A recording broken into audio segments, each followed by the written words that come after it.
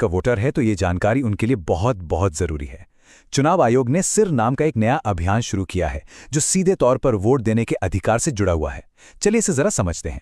देखिए, ये अभियान 2 फेज में होगा।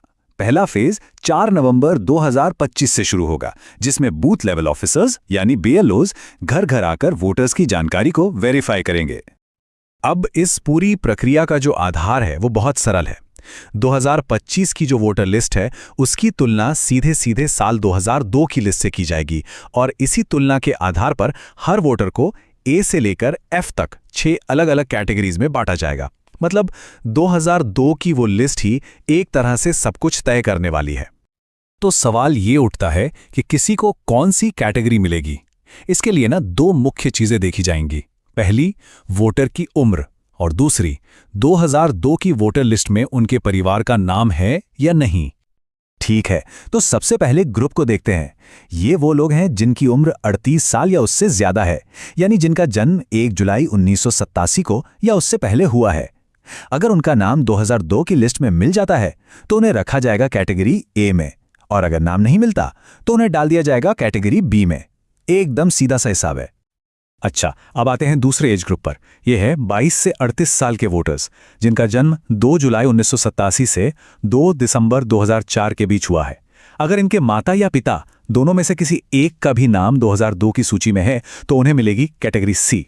लेकिन अगर माता पिता दोनों में से किसी का भी नाम उस लिस्ट में नहीं है तो फिर उन्हें कैटेगरी डी में रखा जाएगा। और आखिर में बात करते हैं सबसे यंग वोटर्स की, यानी 18 से 21 साल के वोटर्स की। यहां पर नियम थोड़े और सख्त हैं। इन्हें कैटेगरी ई में आने के लिए माता और पिता दोनों का नाम 2002 की लिस्ट में होना जरूरी है। अगर एक का भी नाम नहीं मिला तो उन्हें सीधे कैटेगरी एफ में डाल दिया जाएगा। तो ये जो A B C D categories हैं, इनका आखिर मतलब क्या है? इसका जवाब मिलता है हमें दूसरे फेज में। आपकी कैटेगरी ही ये तय करेगी कि आपको अपना वोट देने का अधिकार बनाए रखने के लिए कौन से और कितने डॉक्यूमेंट्स जमा करने पड़ेंगे, और कुछ मामलों में अपना वोट देने का अधिकार बचाने के लिए इतने डॉक्यूमेंट्स तक देने पड़ सकते हैं। चलिए इस टेबल को जरा ध्यान से समझते हैं। अगर कोई कैटेगरी ए में है तो बहुत बढ़िया, उन्हें कोई प्रूफ नहीं देना होगा।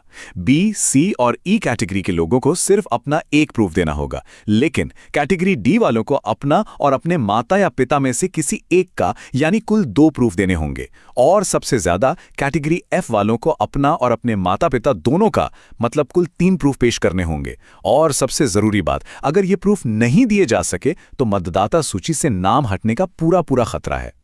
तो अब सबसे बड़ा सवाल, आखिर किया क्या जाए?